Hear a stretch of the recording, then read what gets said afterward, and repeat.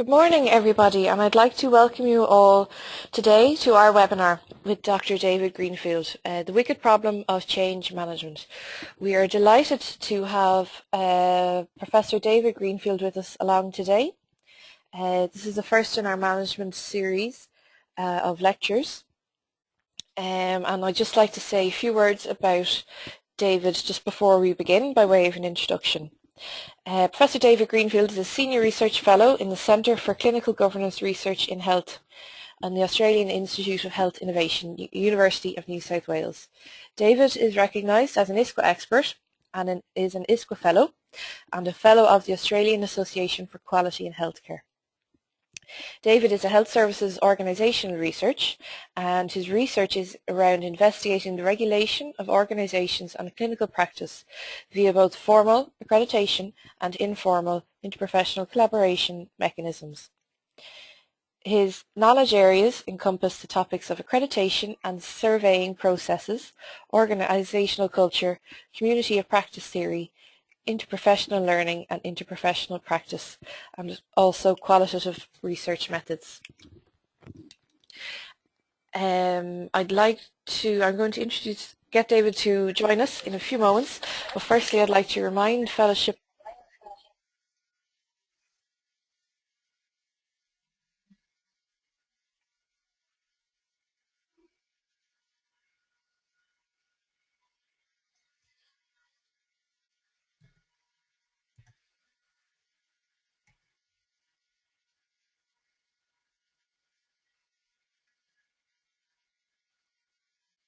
David, are you there? Yeah, you just dropped out, completely out, but you're back now. I think I muted myself, David. Okay. So I have made you the presenter, so we can see your screen now. Okay. So I'll hand over to you. Thank you. Hello to the fellowship people and people wherever you are. I'm in Australia and it's about just after 11 p.m. tonight, so I hope that you're having a nice day. I work at the Centre for Clinical Governance Research, which is at the University of New South Wales. Our work is a mixture of looking at how organisations work and health services research in organisations.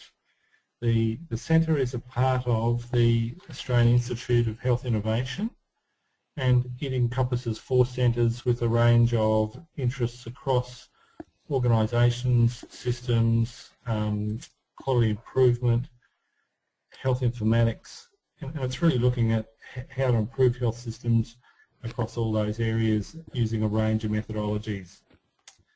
The Centre for Clinical Governance, as I said, it's a centre which has got about 6 or 8 different streams to it around the issues of policy, culture, systems, governance and leadership. And we've been in existence for probably close on 20 to 30 or over 20 years now, where it's had 3 or 4 different directors, and the current director and professor heading the centre is Jeffrey Braithwaite, for those of you that know him. Tonight we're talking about the wicked problem of change management in healthcare organisations. So to begin with this, I thought we'd focus on 3 things to start with. Firstly, to look at what is a wicked problem, then also consider what's a super wicked problem, and then also a similar idea which is called a social mess. And these 3 ideas, 3 concepts are very much interrelated and different ways of explaining the same thing, if you like. Let me see where we're going now. So to define a wicked problem, it's something which is explained as being quite difficult to solve or to make sense of, and that's because of the interrelated nature of the elements within it. To solve a wicked problem means having to get a range of people in a range of places, different places and at different levels of organisations often, to change their mindsets, their thinking, and as importantly their behaviour to do things differently. wicked problems and the solutions to wicked problems very much depend on the approach that people take to it and how they frame them and how they look at them. And so the perspective somebody brings to the problem is very much then shapes their orientation and the solutions that they see are possible from it. What this can mean is that different people, different stakeholders at different levels in an organisation from different professions or different backgrounds can understand the same issue in a very different way. And then the way they then approach or the solutions they then derive because of that then ends up being quite different.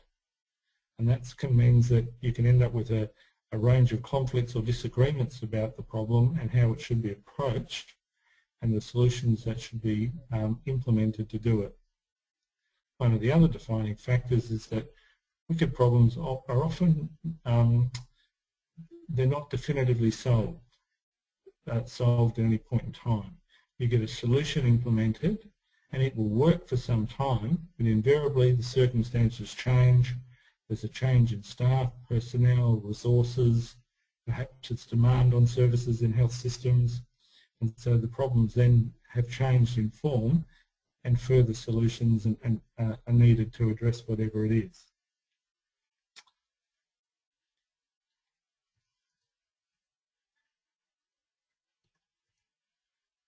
Just trying to find where I'm up to. Lost the place. Wicked problems have been defined as having 10 different characteristics. And the slide here you can see this is from the work of Riddell and Weber, who in 1973 first came up with the definition or the explanation of wicked problems. As you can see, it's saying that there's no definite formulation of what the problem is. There's no stopping rule as to when the problem begins and ends. The solutions to problems are not good or bad. It's just something that depends on your orientation or perspective. And there's no immediate or ultimate way to test any solution that people come up with because the problem itself is forever evolving. As you can see there, number 5 is that every solution to a wicked problem is it's a trial and error. You have to implement it and see what happens from it. But it's not that you get to reset the system, it's just that it's put in place and then you've got to keep living with whatever's come from that. 6 through to 10 here, you can see is that they're only a particular set of solutions or options available to a problem. Once you define what it is and set the scope of it, then that starts to limit the decisions and the choices that you can make.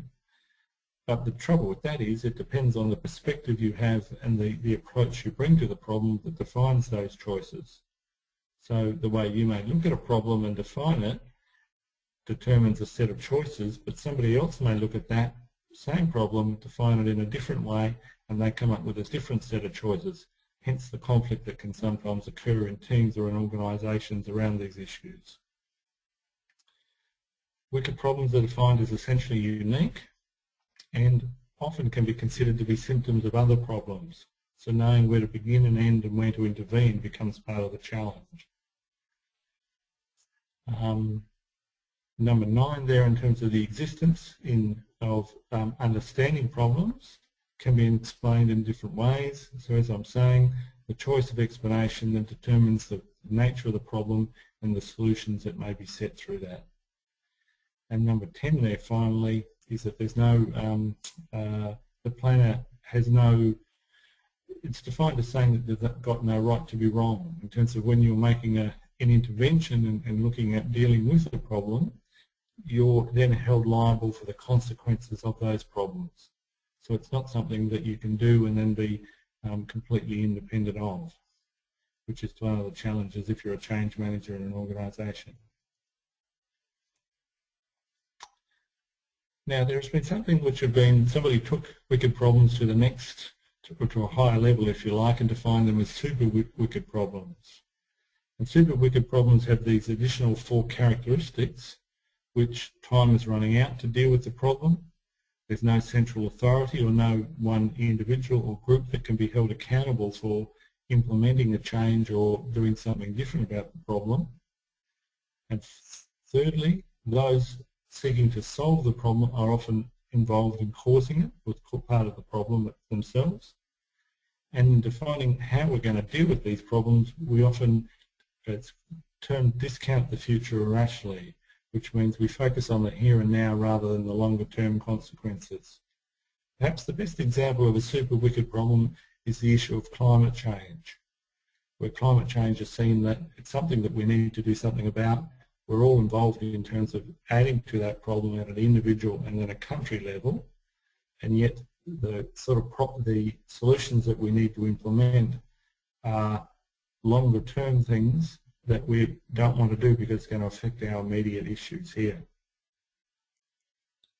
So turning thirdly to the other term I wish to at least touch on briefly was to talk about a social mess. This is just another way of talking about these type of problems, and this was defined by a person back in about 2000. And again, as you can see here, that there's no unique or correct view of the problem. There are different ways of viewing the problem and different solutions that are derived from that. Often in a social mess, one problem is connected to another problem and connected to other challenges in organisation. Another characteristic is people often don't have all the data or all the information they need to understand or address or to predict how to deal with it. So you're working in an area of uncertainty.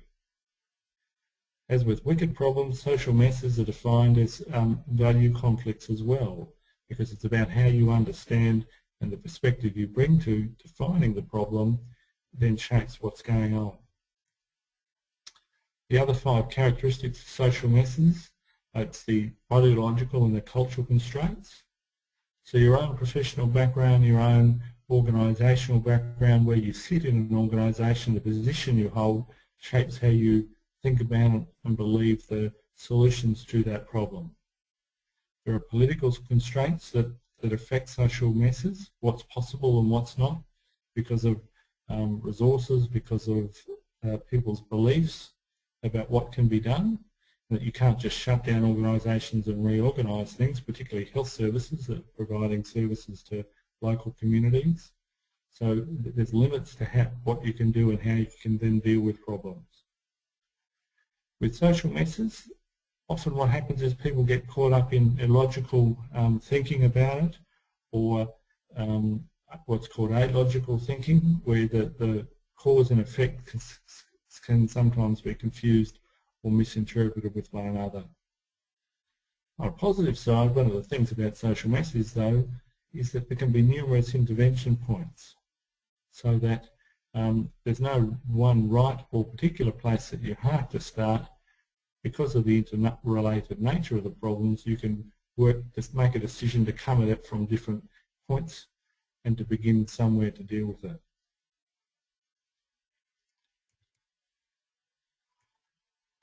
If we now then consider change management in healthcare and how it can be defined or understood as a wicked problem.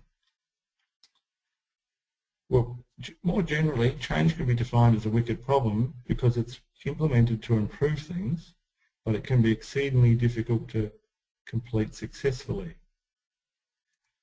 We know from other work that there's been studies have shown that more than 70% of organisational changes either fail to deliver the desired results they're seeking, they fail altogether to make any sort of change or to make a significant change, or in fact they can actually make things worse.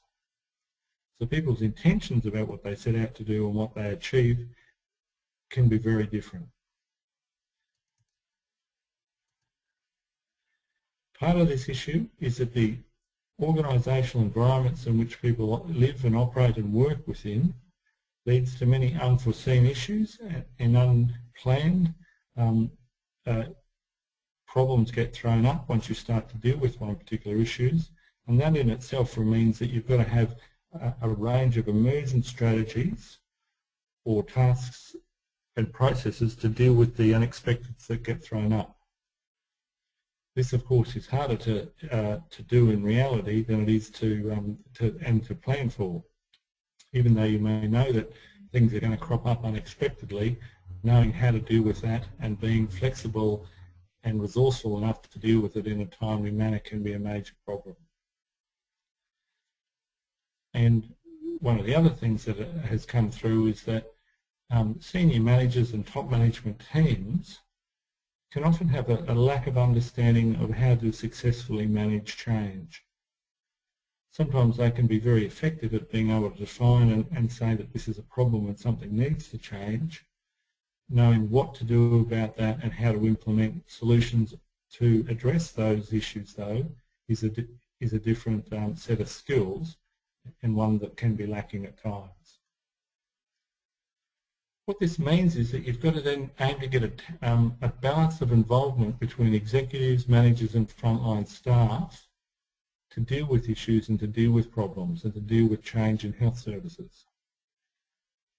However, getting that balance and knowing what the right balance is in a particular circumstances is not defined. It's something that has to be worked out on a case-by-case basis, and one of the challenges that you face when dealing or trying to implement change.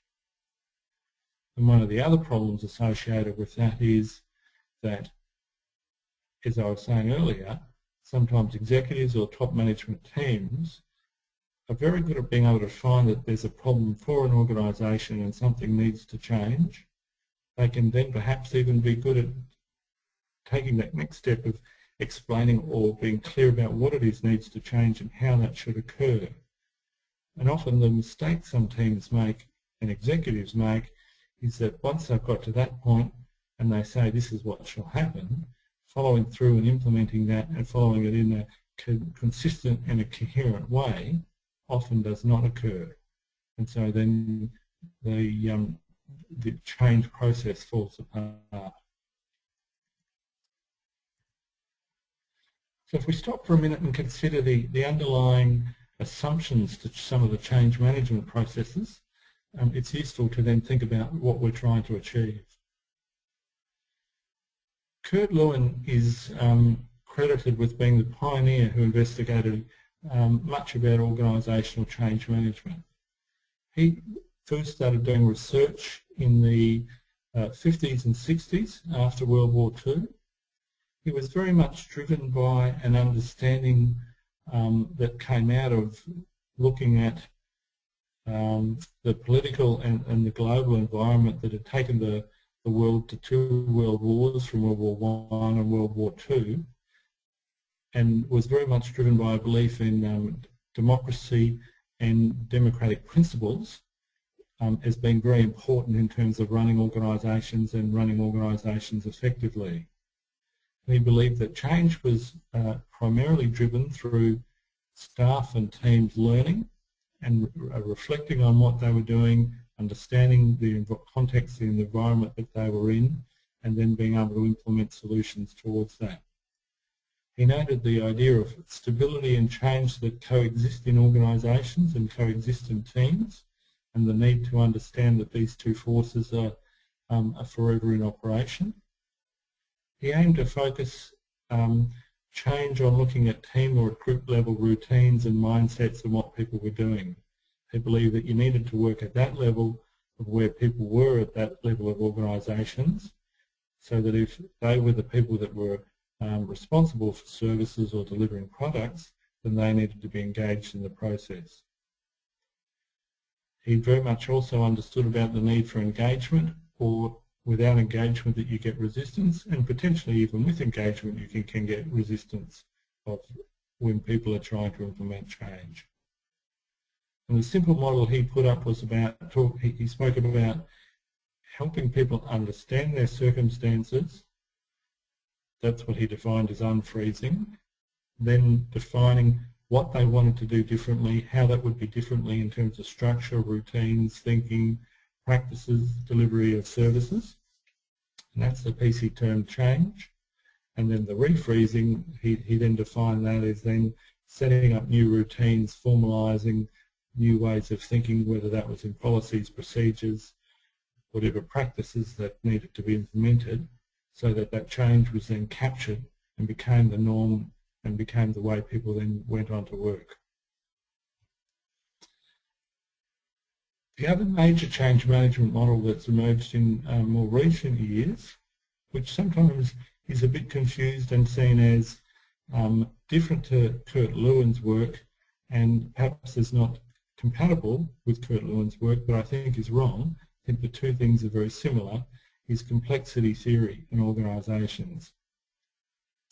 Complexity theory challenges us to rethink about hierarchy and control. It talks about managing the art of learning to manage the art of learning and changing context, and that these things are always flexible. Complexity theory talks about the need to encourage experimentation and to encourage different views and different ways of thinking about problems and thinking about the way we're working. Complexity theory talks about the importance of self-organising processes of teams, and that focusing on teams and groups of people and how people work together, not in isolation, is a way of driving change and achieving change. And finally, complexity theory also notes that the capacity of small changes to have large impacts and to have large effects, and that you don't need to change everything in an organisation or everything in a team or a service or a division of a health service to set things moving in a different way, that small changes can lead to larger changes down the road.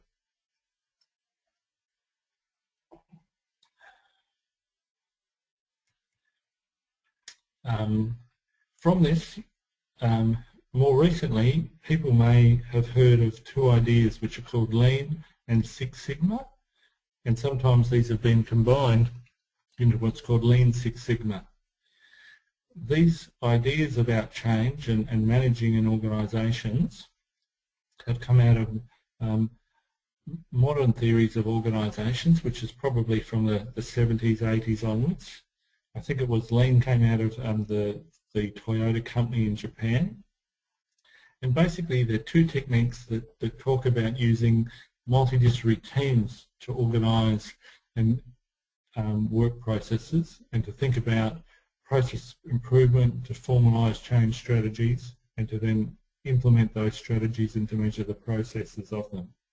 They've become quite popular in modern times and are quite heavily promoted in different organisations and particularly by different management consultants.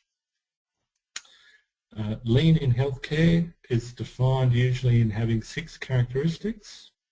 It's the attitude of continuous improvement, about creating value.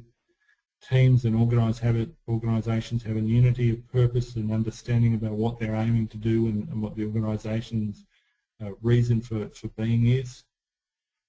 Lean healthcare also promotes about saying it's the frontline people, the people that are dealing with the customers that are most important, or producing the products or services that are important. It's about keeping track of what they're doing, how you're doing, providing those services or providing a developing of materials. So it's making visible the processes that people are doing. And talks about the flexibility, flexible regimentation. So there's standardised ways of doing things, but those things are able to be changed and adapted depending on the particular circumstances. In a similar way, Six Sigma uses slightly different language, but effectively is saying the same thing. It's about defining a problem within a process. It's then saying measure what you think the problems are or the limitations of the process are, work out what their causes are, how they can be improved,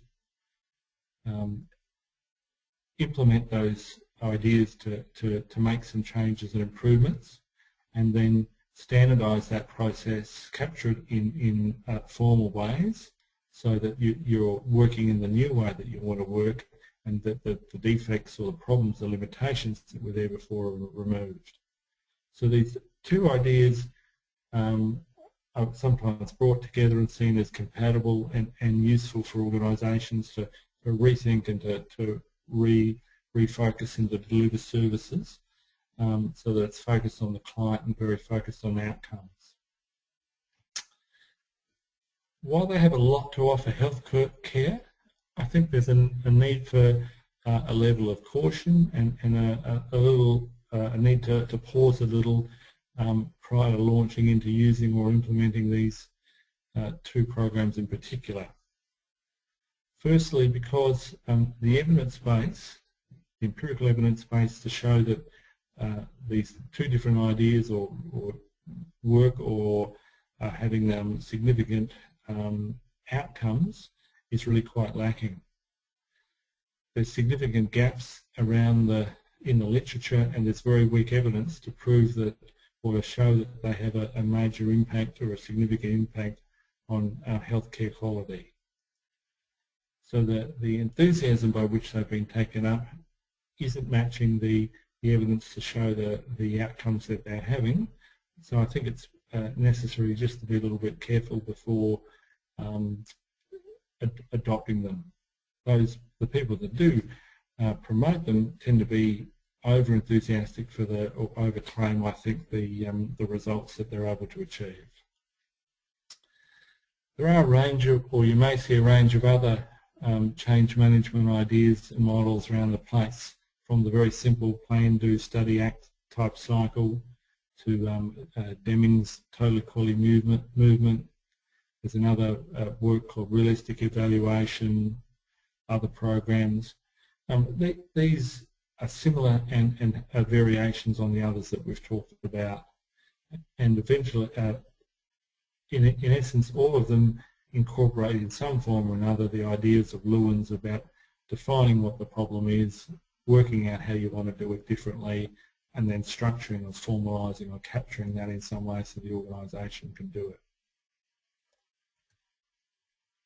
The next thing I wanted to cover was to talk about the paradoxical role you can sometimes have as a change manager in an organisation, and the challenges that you face if you find yourself in this role. Firstly, one of the issues I think that is particular is that you're faced with the challenge of needing to engage your colleagues around the problem or the circumstances that you're facing without making them feel that they've created or contributed to the problem in such a way that it becomes undermining and disengaging for them. So you have to find a way of conceptualising, of speaking, of describing the problem, and doing it in a way that captures their interest, but isn't blaming them and saying that they're the problem and the circumstances are due to their limitations. This means you've got to deal with two things, both the facts that's facing you in the organisation and the hard reality about either limitation of resources or challenges with staff or changes with your competitors or reorganisations that go on, and then the emotional impacts that this has for staff. And you've got to be able to deal with both the facts and the emotional level, and what's sometimes called the social aspects with all of that, to be able to get people's engagement and get people's change with things. One of the challenges you face as a change manager is you yourself may need to look at the way you approach problems, the way you understand the organisation, the way you think about what it is that you're trying to address. Because your thinking, your ways of thinking, your ways of approaching it may in fact need to change as well and need to be challenged, and that your ideas and understanding is as much as ingrained as other people's. So part of that is then means it's your capacity to reflect on the assumptions you're making, the approach that you're bringing to a problem and to your understanding of your organisation, to then think about that in a different way. Another level of challenge and the role that you've got is about trying to work out the scope and definition of the problem and the change that you're trying to achieve. And again, this is trying to get a balance between not making the problem too small so that it then becomes insignificant, and it really you then don't get enough engagement from people, broader people across the organisation. But at the same time, you don't want to make it so big so that it seems impossible to deal with, and that you need too big a team or too big a level of consultation or discussion to try to define the problem and work out what's going on. So it's that role between having to get that scope and definition of it in a manageable size so that the engagement process with your colleagues is appropriate for the issues that you're trying to deal with. One of the other challenges you've got in terms of your role is realising and keeping in mind the way we define and understand issues and problems. We create static models of what are complex adaptive systems, of things that are real and move and change on a daily basis. And it's about not forgetting that or misinterpreting that the model that you create isn't the system, isn't reality, it's your representation of it. And that takes me back to the idea about the mental model and the approach you have, about being able to reflect on that and being clear on that as you can.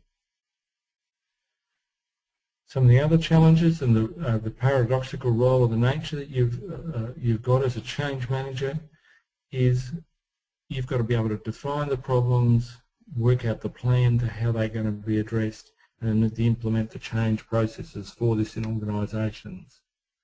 So part of this can be about you recognising what your strengths and weaknesses are and what you're good at and what you need other people to help you with. Because you may have the strengths in the definition stage of it, but not so much in the planning or the implementation. Or vice versa, you may be very good at implementing processes and engaging people and getting things done in a different way, but you may not be so good at being able to do that analysis to say these are all the issues and the challenges that are there. As a change manager, you've got to be able to support the old while advocating for new. And that's that engagement with staff that I think is so critical. So you've got to bring people together to look and define what's going on, work out ways of where you're going to. In the process of doing that, supporting people so that they're providing the services through that new definition process, but keeping people moving so that there's that need and that impetus for change. You need to be able to get that balance between being precise about the system problems and what it is that you're trying to change and the reasons for making the changes, but being flexible in your approach about where you're going to and how those changes may be implemented. And finally, your paradoxical role is also that you've got to focus on the broad structure, the processes of how people work and what the outcomes are, how you're going to measure what you're doing is different. So in essence, I think it's a very challenging role, it's a very demanding role, and it's a very broad role that you're aiming to undertake. In saying all of that, I think that's where it's so important about change managers and managers in organisations having the capacity to reflect on and recognise what their skills are and what their limitations are, and being able to do that with their staff and knowing how to use people appropriately in those different roles. So this leads us into some of the common dilemmas relating to change management. And firstly, one of the common ones is about working out who's right to lead change. But once you've defined, or we start to say that something is an issue or a concern or a problem and we need to do something about it, it's also very useful at that point to say who's the right people in the organisation who have got the credibility, the authority and the respect to move this forward. It's not confusing somebody's education or the position they occupy in an organisation as the criteria that should be the leader for a change. sometimes the people that are in those positions may not be the right people to be able to take it forward and to drive forward some changes in an organisation. So you've got to stop and think about that most importantly. Secondly, some of the other dilemmas, common dilemmas that are faced, it's the mental models that people bring and the ingrained models that we bring and hold about how our organisations run, how they should be structured, and this is the way organisations your organisation may operate or may have been doing things in the tradition and the history that's there, and to let go of that and to do things differently sometimes can be very challenging. So it's about taking steps to be clear about what your mental model is, about what you believe the purpose of your organisation or team or service is, so you can then reflect on that and then work out the limitations and the strengths of that. One of the third dilemmas is being clear about how you're going to measure the change that you're seeking to undertake. So in defining what the problem is, it's also defining how you know when that problem is going to be solved and how you know that you would have improved your organisation or improved the care provided or the service provided through the change that you're seeking to make. And in doing that, it's then trying to be as specific as you can to define what those outcome measures might be, what those outcome indicators might be that that the change has been undertaken and been effective in some way.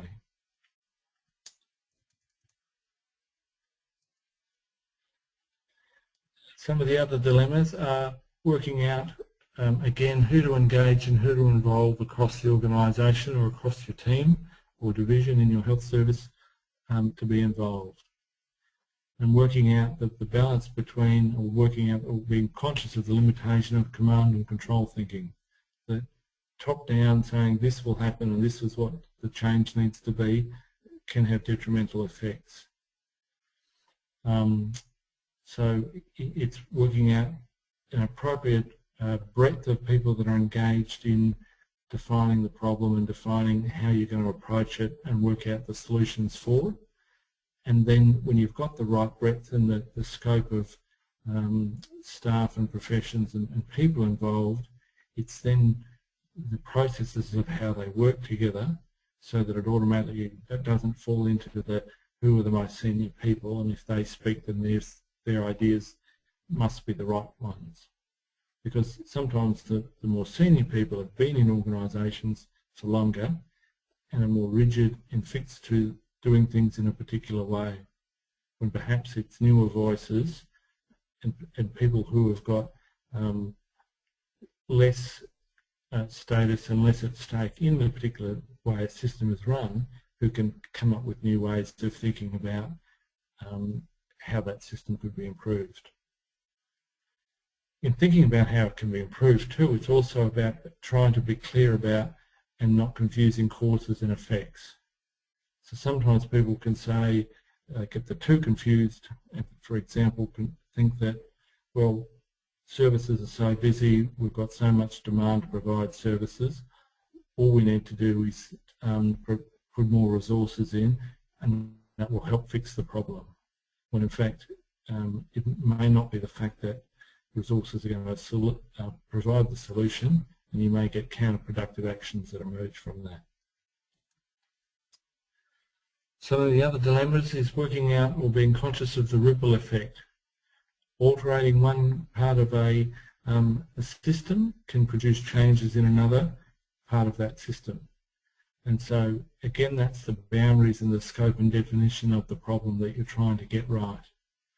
And if you're only focusing on one part of a service, it's also then stopping to think, where does that service adjoin other parts of the health system?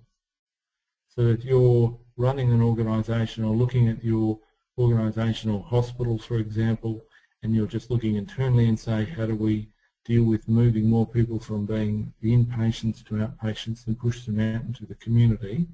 Are you in fact then just passing part of the problem of providing the care from your service to another service? when in fact you may need to be thinking about how do you look at the continuity of care that's provided, whether the person is within hospital or seen by services in the community. And so it's thinking about how your service interacts and links in with other services to be clear about the ripple effects and the effects you may have in changing your system. And so therefore you've got to talk to other people in that chain so that the effects in the services you're trying to change is negotiated and discussed with those that may impact on. And one of the other dilemmas here is then to think about the emergent or unforeseen issues. In making a change, it's going to then have some impacts that you will be aware of and be able to predict, but at the same time in your planning and your thinking processes, it's also allowing scope for things that you didn't expect, and negative and positive potentially, consequences that may come through, and then to be able to deal and manage those as best you can. Some of the other dilemmas, it's thinking about if you're changing systems or work practices or how you want staff to interact and manage and work with one another, it's about recognising that you need some sort of training or new preparation for that system, and how to create the right environment so that people are then educated and given the cognitive and then also the skill base to be able to deal with the new system or the new processes that you've put in place in the most effective and timely way. And one of the other dilemmas there too is also, as I spoke earlier, it's about the social aspects of dealing with change. And that even if people are engaged and along through this process with you and their collaborators in defining the problem and working out what solutions are, people's performance and their feelings towards the job will be changed by the changes that happen in that. So that can mean that some people who are have been very committed and very loyal to organisations may find that the service and the definition of what they're doing and how they're doing things has changed from some time ago, and their allegiance may change or go up or down because of that. So it's being conscious of that, is that the people's performance and people's commitment to jobs will alter through the processes that you're doing, and that you need to take account of that and plan for that into the future. Finally, we turn to some strategies to think about how you can maximise effective change in organisations. There are 5 different principles that have been proposed. One of those is, sorry, is it 5? It's 5, yes. One of those is clarity of purpose. So it's being as clear as you can about saying, this is the issue, this is the challenge that we're trying to address in our health system or in our health organisation, and being specifically about that, as specific about that as you can.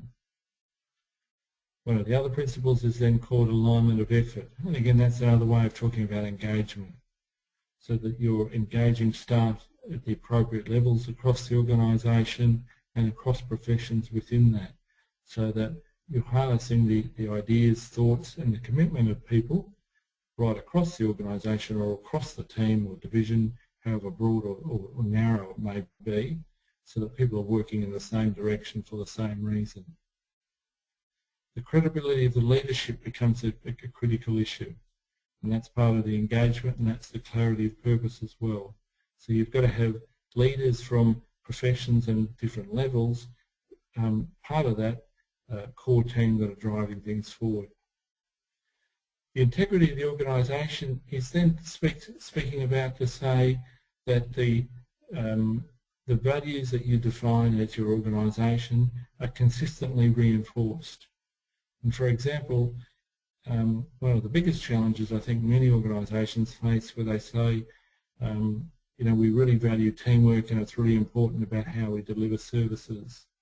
But then when you look at the rewards and the incentives that are provided in organisations, often they're to individuals and rewards that are given to individuals for performance that they do.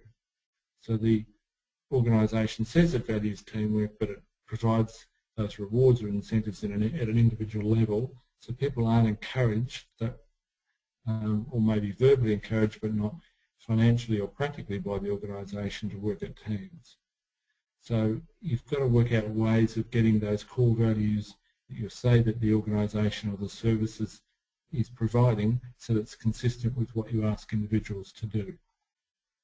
And the final principle there is then about being accountable for performance.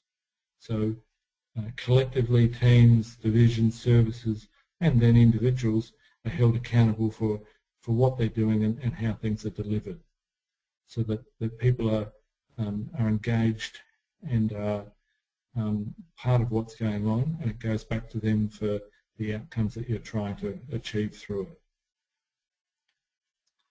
There's 6 different strategies which we can briefly consider, which will assist in managing change in organisations. And these, not surprisingly, come out of a lot of what we've just been talking about.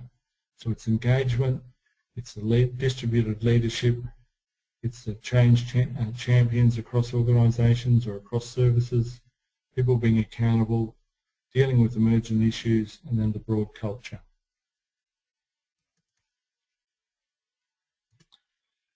So again, engagement, as I've been saying, it's a bit of a theme. It's engaging staff at all levels. It's removing the barriers to enable people to become involved. It's building trust. It's also building what's sometimes called organisational literacy.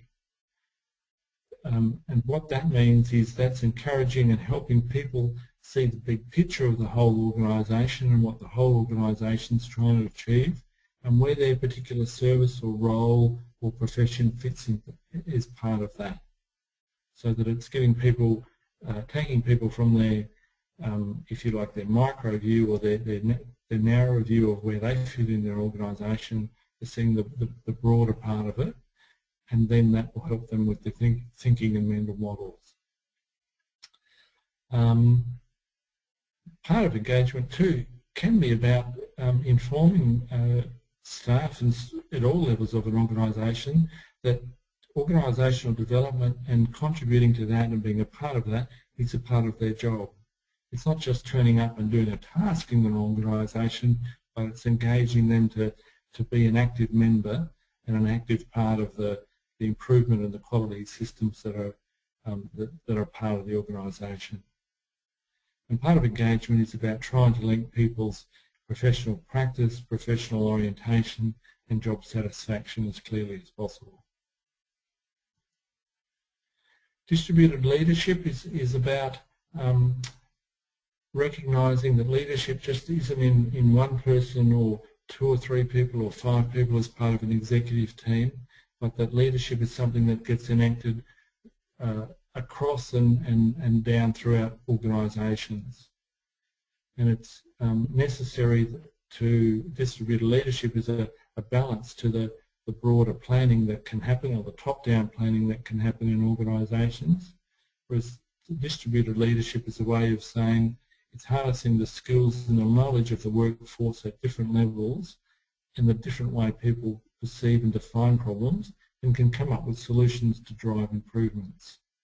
So it's really drawing on the wisdom and the experience of people at all levels, and it seems to be that when organisations do that well, those are the ones that are more creative with more satisfied and engaged staff. And what that's doing as well is removing that disconnect that can sometimes happen between the frontline managers and executive staff. So it's finding ways of strengthening communication between those different levels and between those different roles. That leads to better relationships between staff, facilitating better relationships, and also distributed leadership recognises that there's a whole range of roles that people need in terms of providing leaders, in terms of being leaders. If you haven't read any of the work, it's really worth having a look at the work of Goleman, who wrote about emotional intelligence. And his work on leadership will give you some ideas about the different ways as leaders that people can act and they engage staff and draw the best out of them. Another idea is about creating change champions. So these are the people that can be leaders in your organisation or in services. They're really important for driving communication, for information sharing, and for being able to implement programs and implement changes as you go on. One of the other strategies is the issue of accountability, and it's accountability for making decisions about improvements and driving services forward, and for implementing issues as well. So it's holding that as local or as far down an organisation as possible, so that people aren't able to say, well, it's not my problem. And that's part of that organisational development attitude that you're trying to foster in teams and in services and in divisions. It's about achieving collective accountability for outcomes, so that as well as individuals, teams collectively are held responsible and accept the responsibility and act the responsibility for changes and for improvements that you're trying to drive in services. And what this is about it's trying to facilitate self-organisational processes. So people become engaged in saying how their teams are running, what services they're providing, and how they could perhaps be done in more effective and more productive ways. Emergent issues is one of the other strategies. It's about planning and having space for, as you implement changes, knowing that there are going to be problems or unexpected things thrown up, so that people have the time and the flexibility to deal with these. It's recognising that many problems are fluid and they're changeable, and that in many cases they're defined by the relationships between people. So again, that goes back to the engagement and the distributed leadership, so that you've got people working together and working collaboratively to deal with problems as they emerge. In saying that, it's also very important to be clear about keeping the goals about where you started from clearly in sight. So that again, that goes back to the initial planning and the scoping that you were doing about what the changes were and how you would know what changes and how that you would know that you would achieve what you set out to do, so that you don't get sidetracked and then end up somewhere where it's just quite unexpected. And the final issue to touch on now really is about the broader issue of culture, the team culture, the service, the divisional culture that you're working in. You have to encourage a culture and develop a culture that is accepting and understanding of change, and a culture that's got a balance between what's defined as improvisational, so it's something that's structured but also balanced with flexibility. It's something that enables creativity and innovation, and is about continually trying to say, how can we improve? Are we doing things well? How could we do things differently? Really, there's been a fair bit of work that shows that the broader culture of the team in the organisation is critical in terms of changes that you're able to implement. If you've got a learning environment, if you've been able to encourage a learning environment where people, where there's a level of trust and respect so that people can express their views and put their suggestions forward, then you're in a position to capture and use the wisdom and the experience of all of the group, rather than those that are just potentially in the more senior positions. And finally, one of the other things of cultures that's important is the time for real learning as people are doing work, as they're providing their services. This, I think, is a particular challenge for many organisations, because they've become so streamlined and resources have become such an issue that often people are functioning on such minimal levels of staff. The more you can allow people some time and space to be able to talk and reflect on their jobs with their colleagues in their work environments, I think the more likely you are that you're going to be able to get environments that allow people to think about improvement and to think about other ways of doing things, rather than just providing the services the way they are going on around the way that they are. So in conclusion, there are two quotes I thought I'd leave you with. This first one here is talking about it's impossible to predict the outcome of the solutions and the journey that you're on through that. But it's about undertaking it in the best way. It's having a clear outcomes or goals that you're setting to pursue, but doing that with as much flexibility as you can. And finally, it's recognising that change is a continuous process of improvement. As this is saying, it's a messy business. You try something out, you gather some data to look at what's happening, what feedback you've got, test that against the goals and the assumptions that you've got, and then you implement it onwards from there.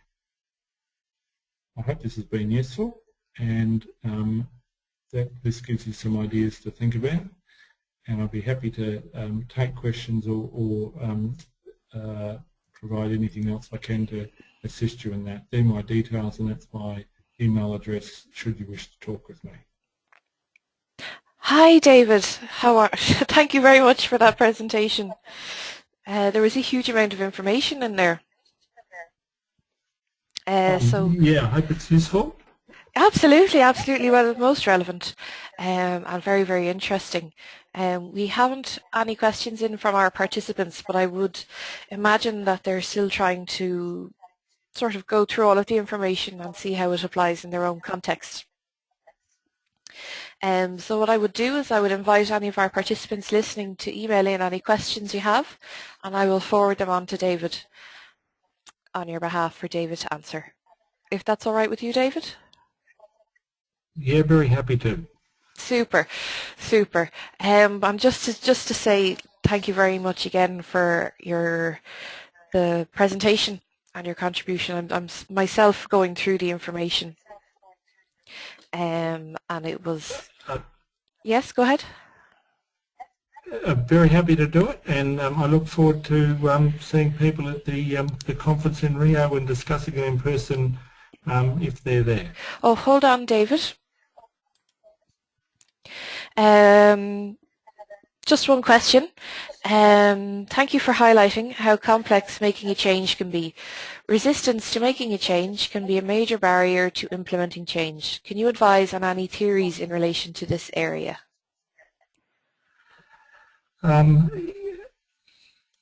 Yes, again, resistance is a part of the engagement process, I think. Resistance is useful and very important in people giving you feedback about potentially either their emotional states and their feelings about the importance of the organisation, or the reason, or what's the word I'm looking for? They may be attached to the current functioning and the current approach of things, and people's resistance is telling you something important about their commitment and their desire to be part of the organisation and for it to be providing services in a particular way.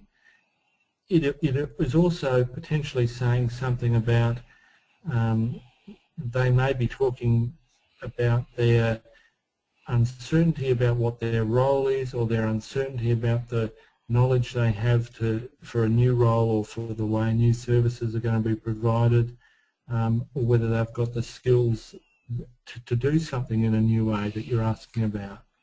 So I think when people put up the issue of resistance, or start to come up with this won't work, or what about this is a problem, or that won't work, you then have to try to work with them, or keep talking with them to understand what that is that may be behind that.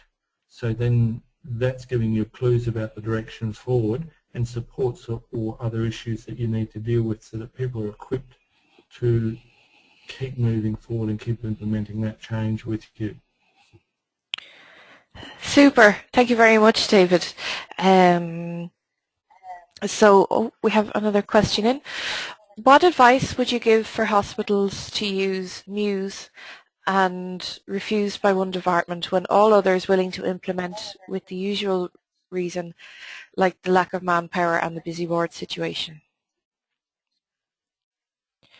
So the hospital wanted to Well, implement... Yeah, go ahead. again, I understand that as an issue about resistance that's being thrown up. And so effectively it's the same sort of answer. It's about having to go back and understand how the particular people are defining the issue or the problem. I would even be thinking a bit more broadly and looking at who it is that is actually speaking or reporting that service or department might make that change, because the person who may be doing the speaking may not be speaking for the rest of that service, but it may be an individual or subgroup that are seeking to hold on to particular positions or power in that organisation. So therefore understanding and doing a bit of work to analyse who's pushing that particular view and why they might be pushing that and what they have to lose by the changes that are coming through, I think is a way of then understanding what's blocking them or why they're acting in that way. Okay, thank you. And then one final question in. Does it show weakness to alter the change process if you see problems ahead? Oh, absolutely not. I think that is really a sense of strength, because if you're able to see that there are problems ahead and to recognise that and then to say, well, we need to do things in a different way and maybe change track, is actually highly respectful to you and to your colleagues that you're working with and working for, the collaborative approach, to be able to say that, and that's part of, I think, the emergent solutions idea, to say that part of the challenge you have is about having to think on your feet and be creative on your feet as you move forward in this task. Super. Thank you very much, David. We'll leave it there, and if I get any questions in by email, I will certainly forward them on to you. So I'd just like to take the opportunity to thank you again, and we look forward to working with you in the future. Thank you very much. Super. Good night, David. Good night to you all. Thank you. Okay, bye.